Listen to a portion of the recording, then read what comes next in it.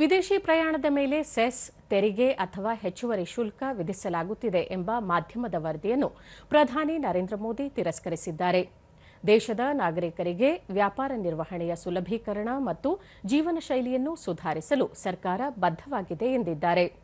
ಸಾಮಾಜಿಕ ಜಾಲತಾಣದಲ್ಲಿ ಈ ಕುರಿತು ಸ್ಪಷ್ಟನೆ ನೀಡಿರುವ ಅವರು, ಈ ವರದಿಯು ಸಂಪೂರ್ಣವಾಗಿ ಸತ್ಯಕ್ಕೆ ದೂರವಾಗಿದೆ ಎಂದು ಸ್ಪಷ್ಟಪಡಿಸಿದ್ದಾರೆ. ಪ್ರಜೆಗಳ ವಿದೇಶಿ ಪ್ರಯಾಣದ ಮೇಲೆ ಇಂತಹ ಯಾವುದೇ ನಿರ್ಬಂಧಗಳನ್ನು ಹೇರುವ ಪ್ರಶ್ನೆಯೇ ಉದ್ಭವಿಸುವುದಿಲ್ಲ ಎಂದಿದ್ದಾರೆ.